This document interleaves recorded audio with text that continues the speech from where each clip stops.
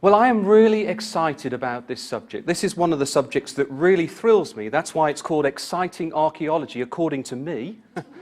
And I'm hoping that you find it exciting. The reason why I find it exciting, particularly for the young people, is the more that I've looked at it, the more that I've realized that what I see with my own eyes gives me confidence in the historical accuracy of God's Word.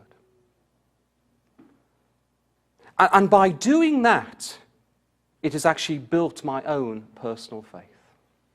So this has been quite a journey for me personally, and I hope I can share some of that excitement with you tonight.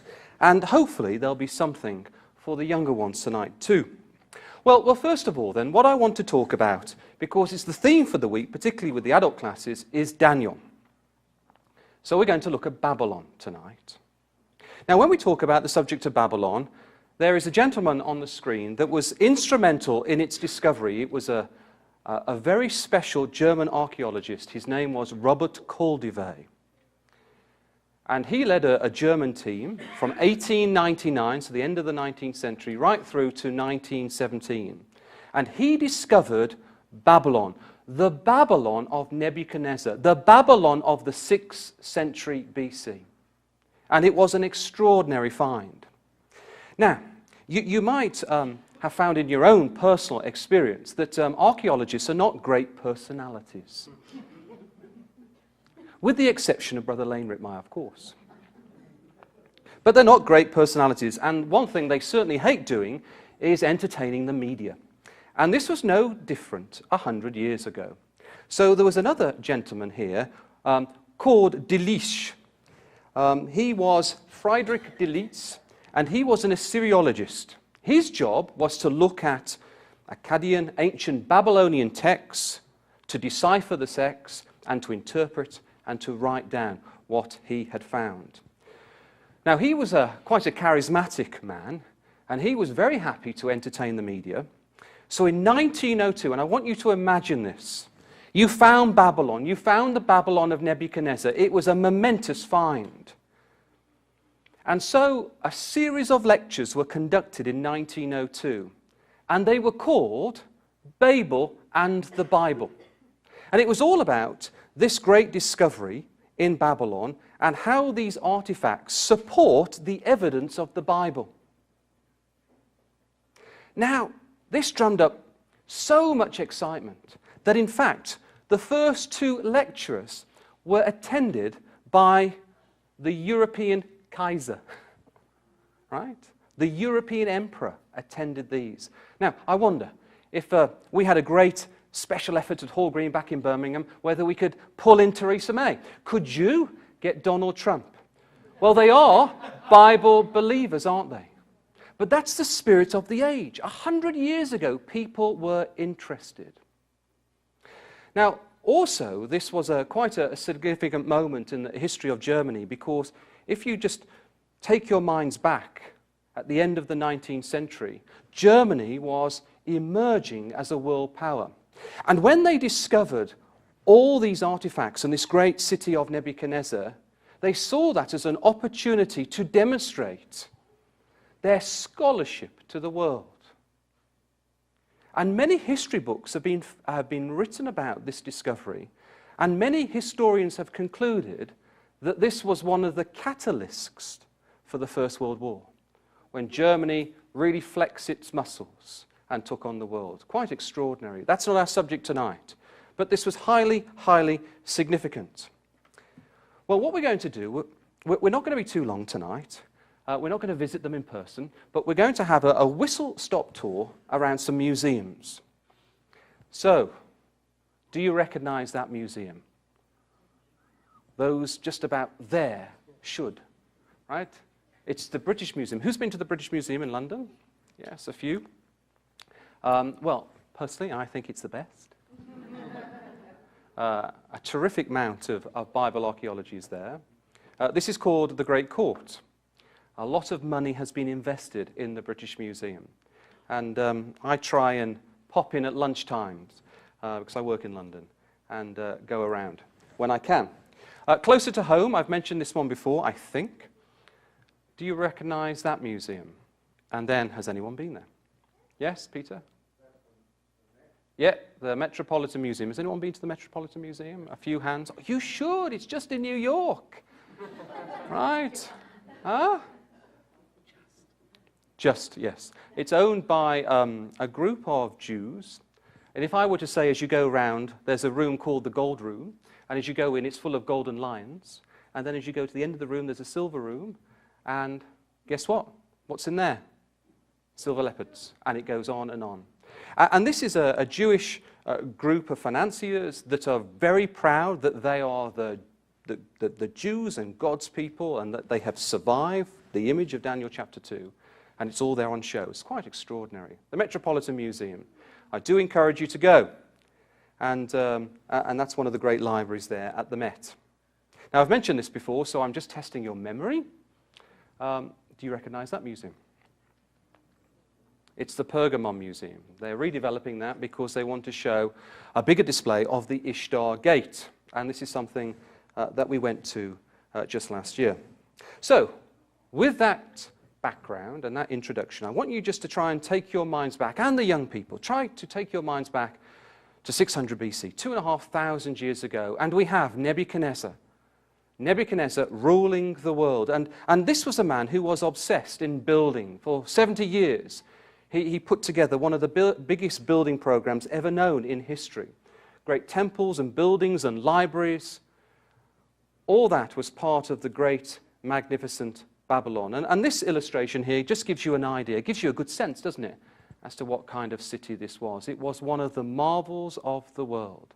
And this is Daniel, Hananiah, Mishael, and Azariah. They're all going in. And their senses would truly be exercised when they saw this city. Well, this was the empire. And you can see it's an extensive empire. It's pushing over to Persia, up to Assyria in the north, and importantly, not quite down into Egypt, but has certainly occupied Jerusalem.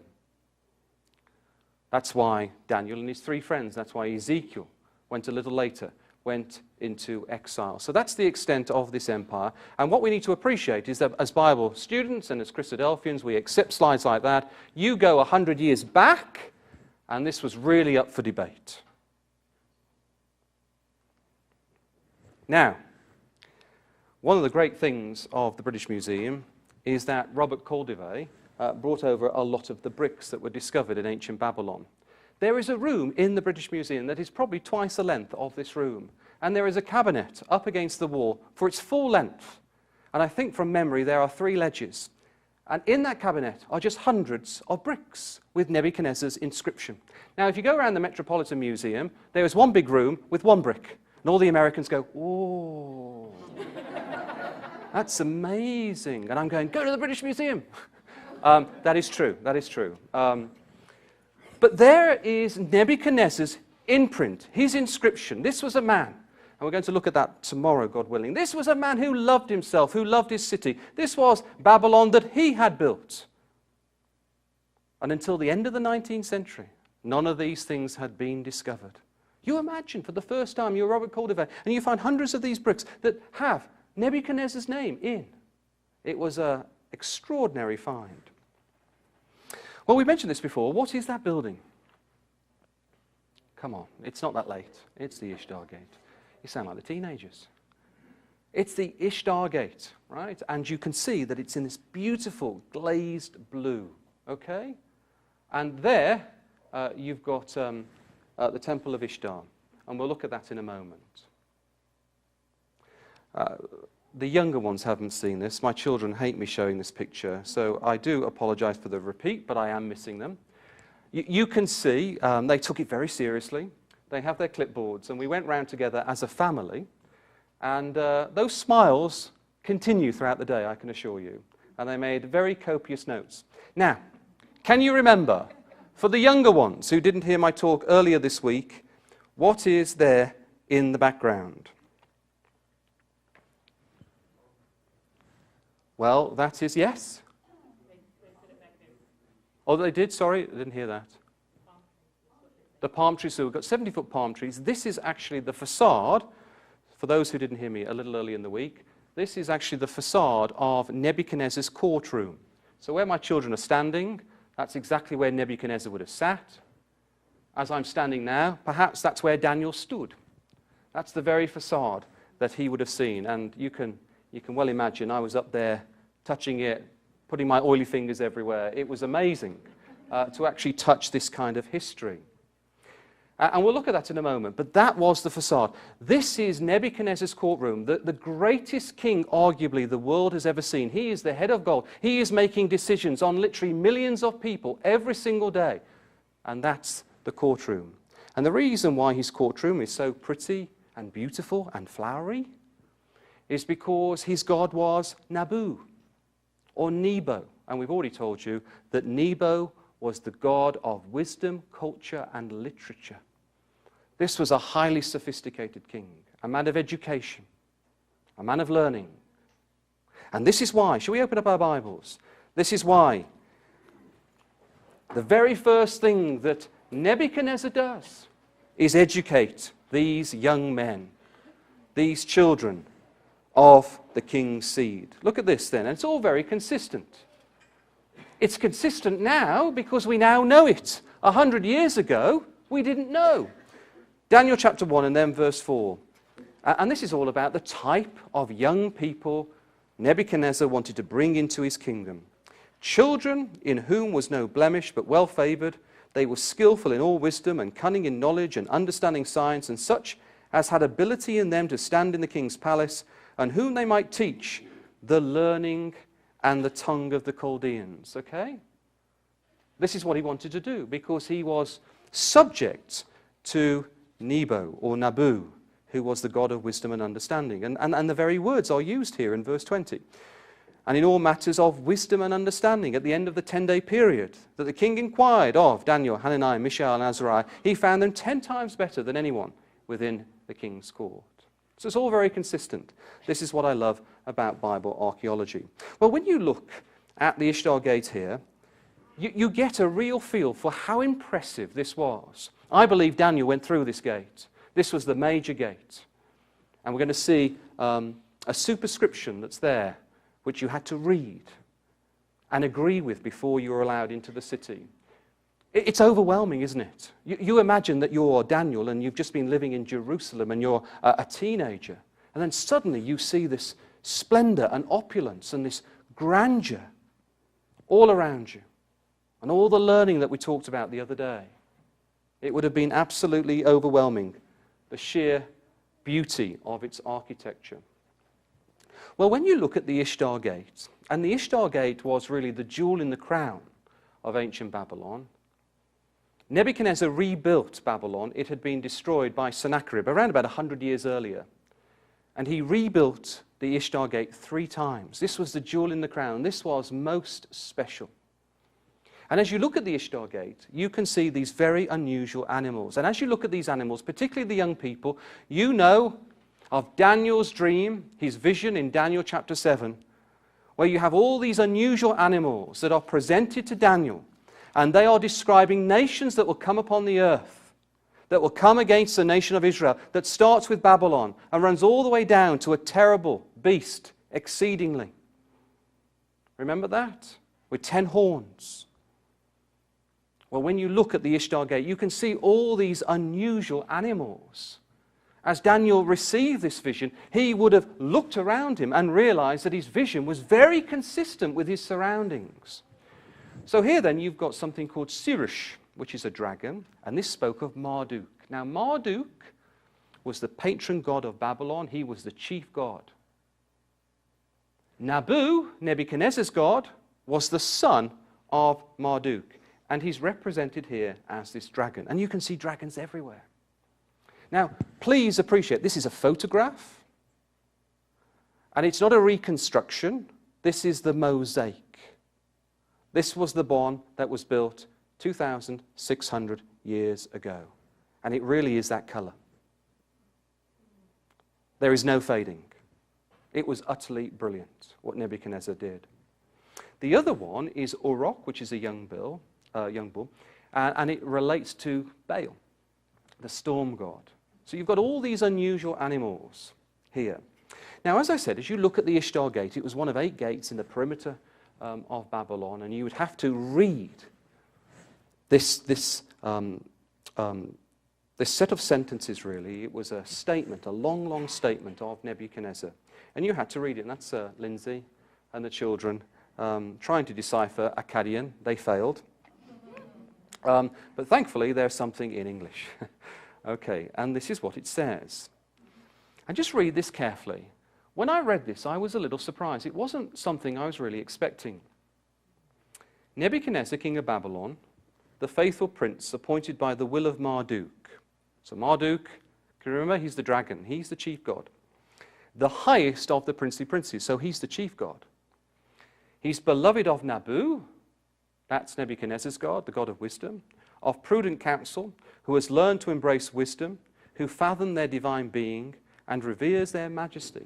The wise, the humble, the caretaker of Isagila and Izida, the firstborn son of Nebuchadnezzar, the king of Babylon. Well, that's interesting, isn't it? Because I wasn't necessarily expecting that, particularly for the young people. Remember, Nebuchadnezzar is portrayed in the book of Daniel as this head of gold, this autocrat. The decisions he made in his court with the big palm trees, they got done, they got executed, didn't they? But here, when you actually read how he was presented to his people, he's presented as someone who is very much subject to the gods. And as I've been saying in the adult class, it again reinforces and confirms that this was a religious kingdom. It wasn't just a political force, it was a religious kingdom. What Daniel and his three friends had to face was a religious contest. And we pointed to that a little, didn't we, this morning? So he's appointed by the will of Marduk, the highest of princely princes. And then he says this, which is rather humble, who has learned to embrace wisdom, who fathom their divine being and reveres their majesty. So if we think about the Bible and the scriptures, and Joe's been talking about this in terms of father and son, being a child, it's something that doesn't come naturally to us, to revere God, to appreciate his goodness. That's what the scriptures talk about. But it's very similar here, isn't it? There's a real play, I believe, on the scriptural record here, that Nebuchadnezzar, through wisdom, has learned to appreciate the gods of Babylon. And he recognizes that he's the caretaker. Very interesting. Not what I was expecting. Well, the most popular of all the mosaics is this lion. They are everywhere. And I'm going to show you something called the Processional Way in a moment, which goes as long as half a mile. So everywhere around you, you have lion with eagle's wings. Lion with eagle's wings. And that was Ishtar, and Ishtar was the symbol of Babylon. Whilst we're there in Daniel, you know this, but just let's go over, because if you discovered this verse would be up on your wall, wouldn't it? Daniel chapter 7 and verse 4, you found it. Here, the first was like a lion, and had eagle's wings. I beheld till the wings thereof were plucked, and it was lifted up from the earth, and made stand upon the feet as a man, and a man's heart was given to it. So Babylon, as a symbol of Ishtar, is described as a lion with eagle's wings. It was the first of the four in Daniel 7. And suddenly, when they discovered Babylon in 1899, they found lions with eagle's wings everywhere. And this was written 2,500 years ago. This adds to Brother Joe's talk, doesn't it? Another reason to believe in the Bible. These things weren't even known. And so, in other words, then, when Daniel received this vision, I believe he knew right away what the lion with eagle's wings was. He could see them right around him. He knew it. It was not an unusual dream. So when we try and interpret Daniel chapter 7 and we read it cold, we think, what an unusual set of animals. Not in the context. It was perfect, wasn't it? It was perfect. Well, we've already seen this. This is the courtroom there. You can see this a little more close up. They're like daffodils, aren't they? Not quite. But you've got lots of flowers, flora and fauna. You've got the Ishtar Gate. And then you've got these large palm trees. As I said, not what I was expecting, great Nebuchadnezzar. You can imagine, if it was Nebuchadnezzar's house and he was choosing his Dulux paint or whatever. I wasn't expecting that. I wasn't expecting that to be what he would have behind him as he sat and made decisions for his kingdom. Now what we have here is something called the Processional Way. As you go through the Ishtar Gate, there's a long road. The road is half a mile long. The walls there are 15 meters high, and they go into the Temple of Ishtar, which is the great, great temple, which we're going to talk about in a moment. And on either side of this road, there are 60 lions. And every one of them has been discovered. There's a few chips, but they're there, and they're on full show. 120 Ishtar lions leading in.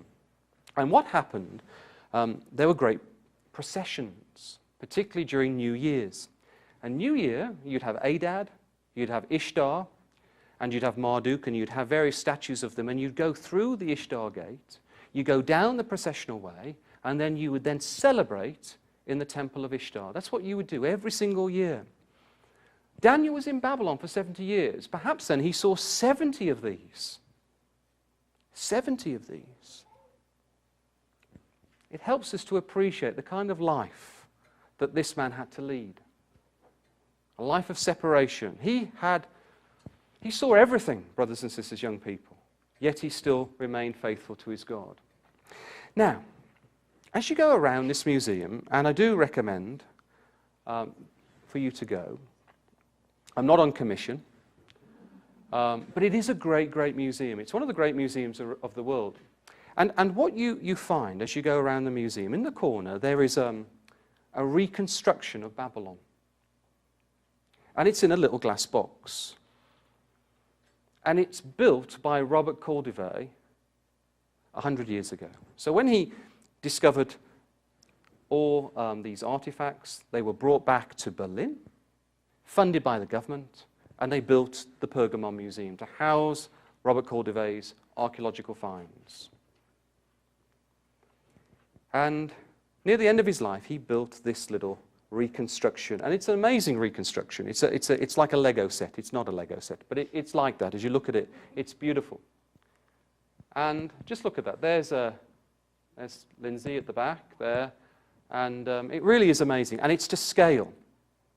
Right? It's not random. It's to scale. And you can really see its beauty. Now, this drew my attention because at the corner, just behind the Ishtar Gate, is this building. And it's the largest ziggurat that was discovered in Babylon. Does anyone know what the word ziggurat means? Besides Peter. He seems to be very hot tonight. Right? So, anyone else? Ziggurat. It means a rising building, okay? Just rises up. Like a pyramid, but they're in blocks. Now, this was the largest ziggurat that was discovered. It's just beyond the Ishtar Gate. Very, very prominent. And as we looked at it, I noticed that everything was noted. Everything had an annotation. And by this building that you've just seen, it had the Tower of Babel. At which point I started to jump up and down quite frequently with excitement. Not knowing why I was excited, but I knew I'd discovered something. And then I did my research afterwards, and it is really, really fascinating. So Robert Caldevey came to the conclusion that what he found in Babylon was the ancient Tower of Babel. And I'm going to show you his logic and some of his finds so that you can piece together the story. Well, it began here in 1917. If you go on Google Earth, that's what you'll find. A big dig. You see it? That is the Etemenanke. That is the largest ziggurat that was discovered in Babylon. Very, very exciting. Well, when Robert Caldevey discovered this temple, this ziggurat, he not only found the remains, he also discovered a plaque that was written by Nebuchadnezzar. Wow, I hear you say, quietly. And the plaque was called the Etemenanke, which is rather a mouthful. That's why I didn't call the talk tonight. It was long enough. But the Etemenanke, and it means the house of the platform between heaven and earth. So the very idea that this is conveying, this temple, is that it connects heaven to earth. Right? And think about the Tower of Babel. This is an amazing discovery. Not much has been written about it. I think it's a bit of an embarrassment, actually. But there you are, the Etemenanki, the house of the platform between heaven and earth. And this is what he wrote. I've highlighted what I think is important. Just look at this. Etemenanki Ziggurat Babeli, okay, which means the Ziggurat of Babylon. The tower, he calls it. That's interesting, isn't it? Calls it a tower. The eternal house. I have completed its magnificent. It's the most ancient monument of Babylon. I built and finished it. I made it the wonder of the people of the world. I raised its top to heaven, made doors for the gates, and covered it with bitumen and bricks. Now, what Nebuchadnezzar did, and history tells us, he rebuilt the entire city. Pulled down all the buildings and rebuilt everything. And so that's why we've got Nebuchadnezzar bricks everywhere, with the exception of the Etemenanki. And here he says, when I look at the Etemenanki, I see that it's the most ancient building in Babylon, which was old enough anyway, wasn't it?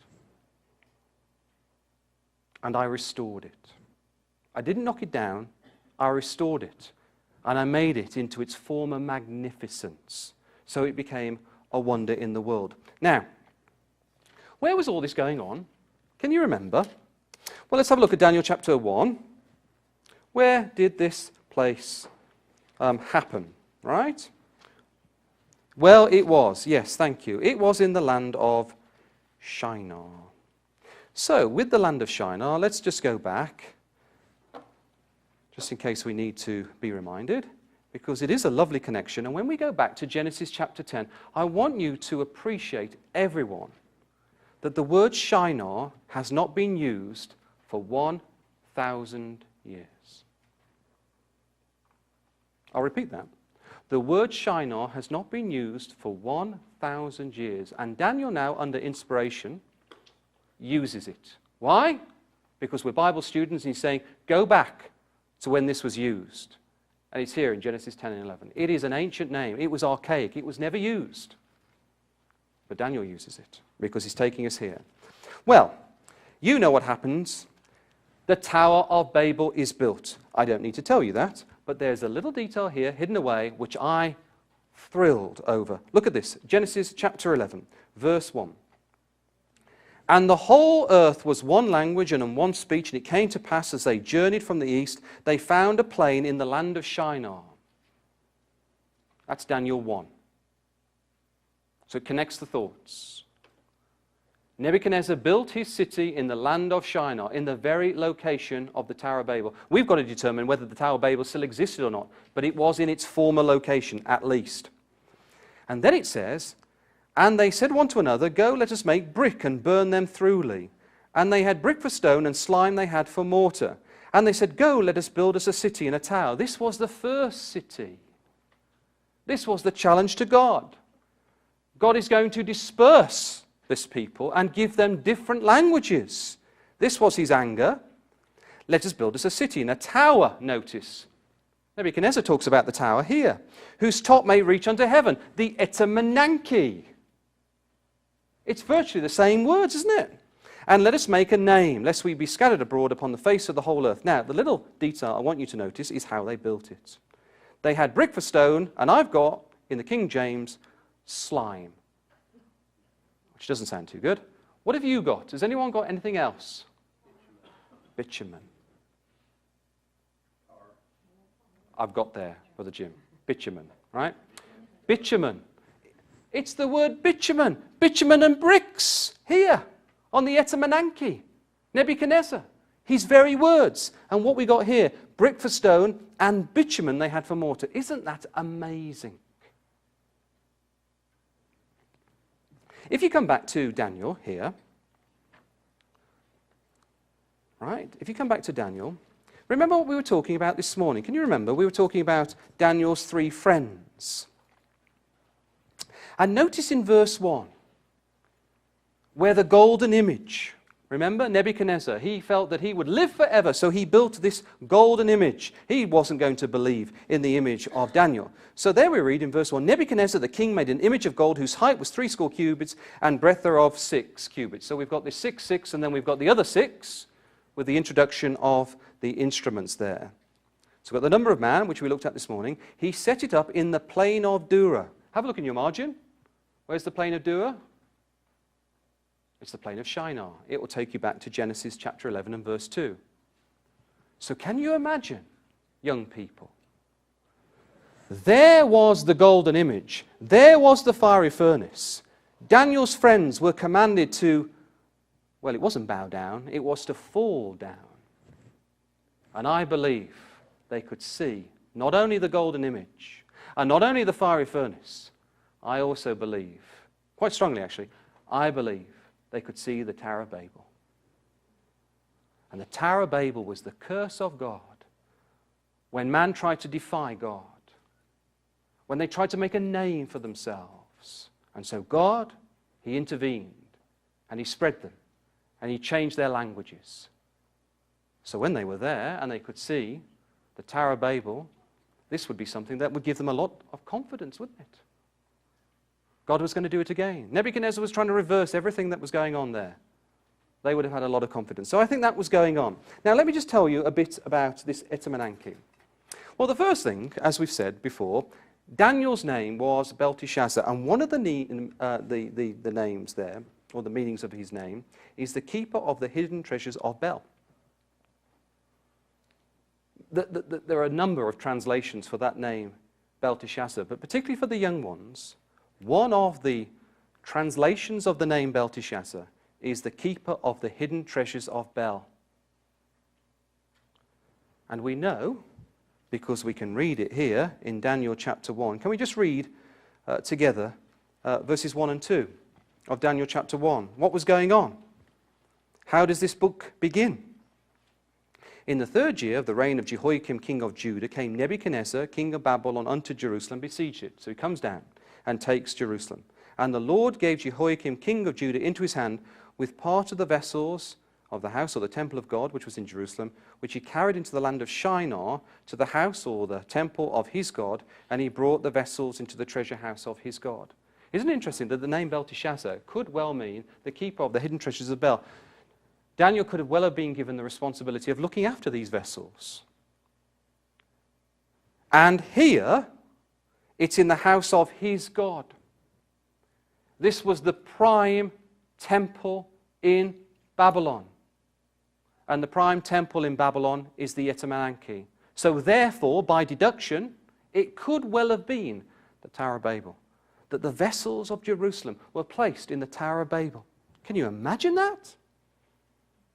And Daniel and his 3 friends there would have gone and seen it, and Daniel had the personal responsibility. And we know that Nebuchadnezzar, whatever kingdom he invaded, he brought in slaves, he brought in their vessels, he brought in their treasures, and no doubt the Tower of Babel was just filling up with all the treasures of the world. And I believe Daniel not only had the responsibility of the treasures of Israel, but he had the treasures of all the world. I'm just trying to bring this to life for you. This is not a theoretical book where we read about this lovely Daniel. This really happened in these conditions.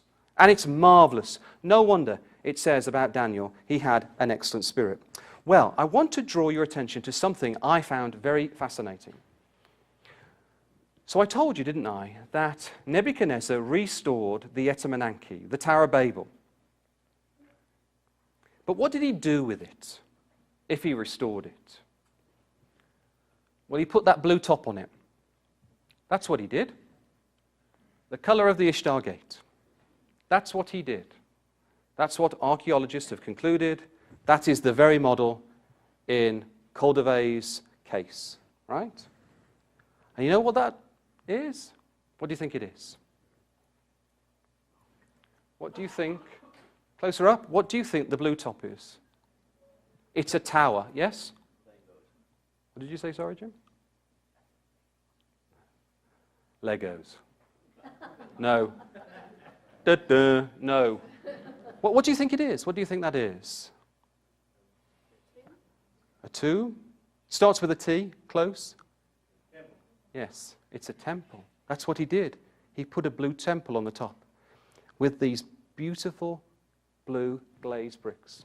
Now count the levels. There are 7 levels, and each level had a staircase, and the staircase went to heaven. I want you to imagine as you're standing there, and this was 90 meters high. It was the largest building in the world, other than the 2 pyramids of Giza. It was the tallest building right up to the Iron Age. Right? This is massive. Staircase to heaven, 7 levels, and there was a temple. Now, the temple there was the temple of Marduk and his wife, a lady called Sarpanutu, right? And that's the temple. And they found a little inscription in that temple. And guess what they called that temple? And bear in mind that Daniel and his 3 friends were in Babylon when this was built. Guess what the temple was called? At the top of possibly the Tower of Babel. That's another talk. That's another talk. Can I tell you this? Just have a hush here, because when I found this, it was amazing. You know what it was called? The Holy of Holies. The Holy of Holies. And I've already showed you in the class that Nebuchadnezzar knew everything about the history of Israel. He even knew bits of the law. And he calls the temple the Etemenanki. The temple, the Etemenanki, he calls it the Holy of Holies. And I could not even tell you from the platform the kind of things that took place in that. So I won't. It was an absolute abomination. Babylon the Great, the mother of harlots. No wonder. Isn't that amazing? The Etemenanki. Not much has been written about it. Absolutely fascinating. And here's an illustrator's view. It was magnificent. It was one of the wonders of the world. No wonder Nebuchadnezzar took great pride in that which he built. There's a view of looking up. Can you imagine that? Can you remember how many temples there were in Babylon? Yes, the boomer over there. 1197. 1,197 temples. Extraordinary. And this was the most magnificent one, right? Isn't that thrilling? I think it is. That's what it looked like. Well, that was the Etemenanki. What I want to do just very quickly now is just show you a few of the interesting Bible archaeological discoveries of Babylon that I found, that I thrilled over. So this is something else that's discovered in the British Museum. It's called the Babylonian Chronicle. And what it does, it records Nebuchadnezzar coming down and removing King Jehoiakim and replacing that king with King Zedekiah. What's so exciting about that? Well, I'll show the young people after. The text on this tablet is exactly the same as 2 Kings 24, verses 8 to 17. There is not any anomaly with the correlation there with what's in the text on the tablet and what we find in our scriptures. Absolutely accurate. Remember what I said at the outset? It made me believe in the historical accuracy of God's word. This was one of the most significant moments in the history of Israel, when the king comes and removes the king of Judah. I shall overturn, overturn, overturn.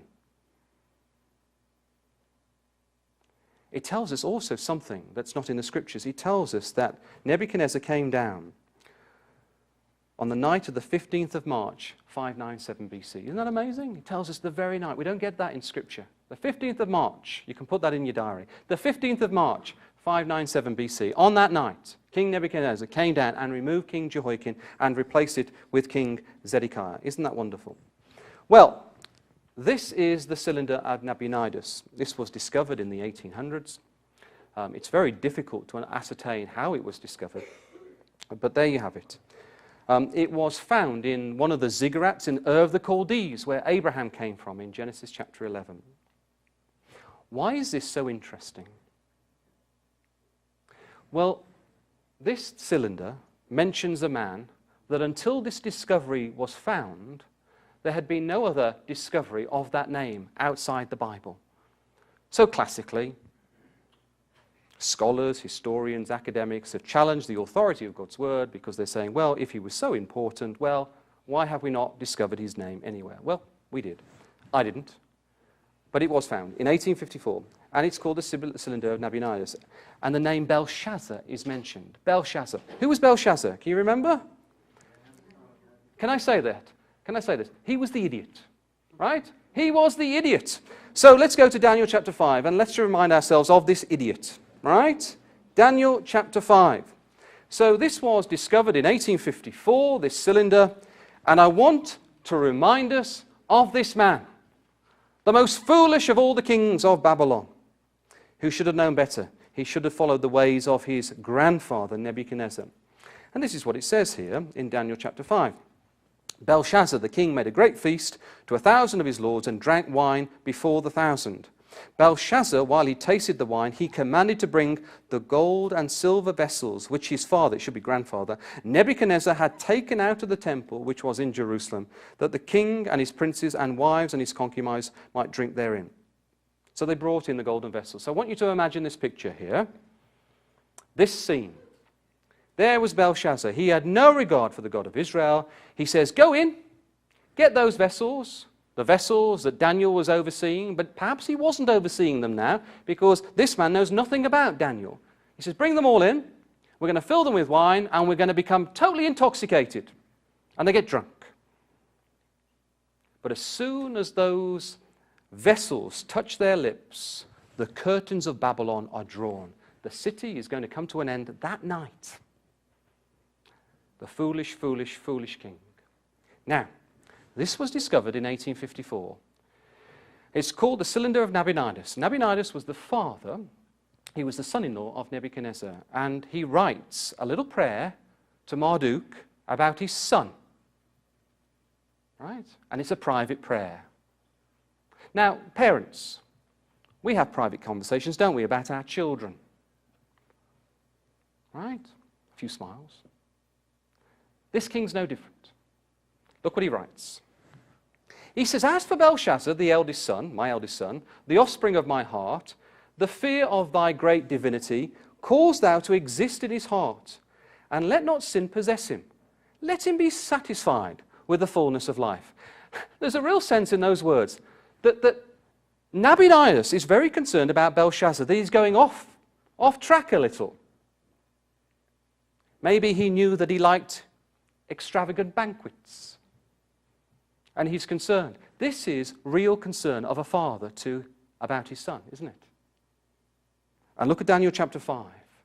This is a king that is behaving completely differently to any of his forefathers. Isn't that interesting? Don't you find that interesting? Are you a hard audience to impress? You're just looking at me in silence, right? I found that really fascinating because we're getting into the characters of people here. Right? 1854. And until this was discovered, as I said, it was refuted that Belshazzar ever existed. Such an important person there who hosted this great banquet. But then suddenly we know all about him and he is accepted. Now my final archaeological piece is something that I found quite fascinating. The Dead Sea Scrolls. The Dead Sea Scrolls, we all know about the Dead Sea Scrolls. Well, something we might not be aware of is that there was an Aramaic script that was found. It was a fragment of a scroll that was found in the Dead Sea Scrolls. Did you know anything about that? Nope.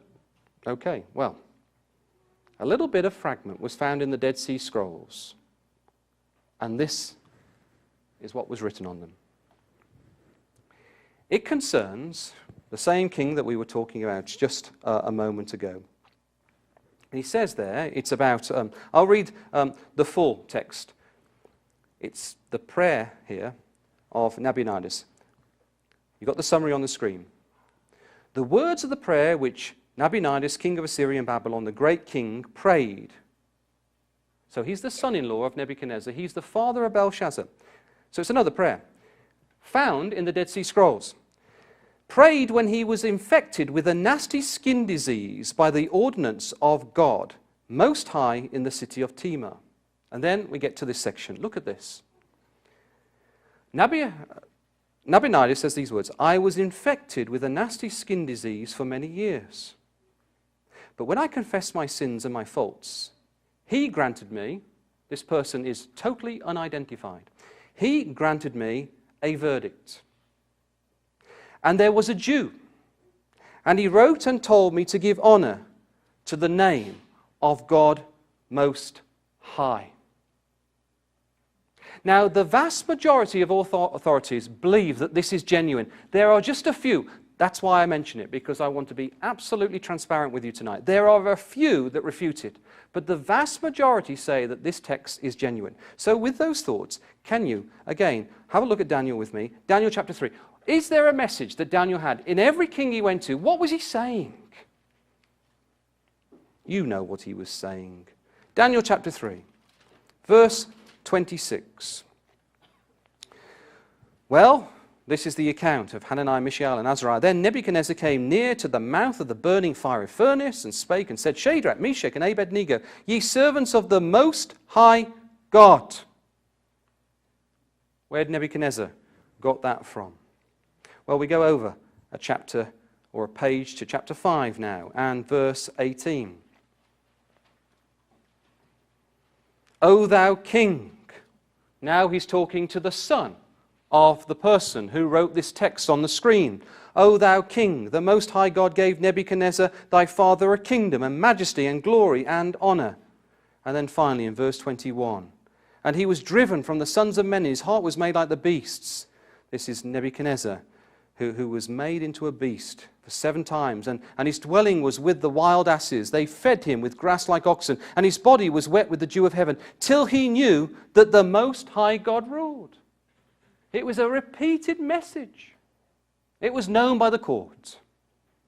And here Nabonidus, the father of Belshazzar, the son-in-law of Nebuchadnezzar, he says, "When I had this skin infection, there was a Jew who told me all about the name of God Most High."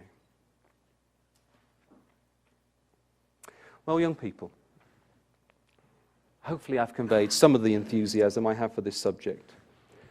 But if you're still wondering whether you can believe in the Bible, so talking to the teens particularly, some of you may well be thinking, can I believe in the Bible? Can I trust it? Well, hopefully tonight we have shown you that from a historical perspective, it is absolutely true. It confirms everything that you have in your Bible. And bear in mind, the Bible, we believe, is inspired. And the things that have been discovered in just the last 100 years confirms everything. People, civilizations, empires, Bible characters, the lot. And I'm not going to finish with my quote. I'm going to finish with an archaeologist who was arguably one of the most famous archaeologists over the last 100 years. A man called Nelson Glu Eck. How many archaeologists get to the front of Time magazine? He lived from 1900 to 1971. And near the end of his life, 1960, when he finished his work in archaeology, and he was overseeing all the archaeology of the Holy Land, of Syria, all the Bible places, this is what he said. And these words are for you, young people. You who are thinking about this Bible, this book on your lap, whether you can trust it.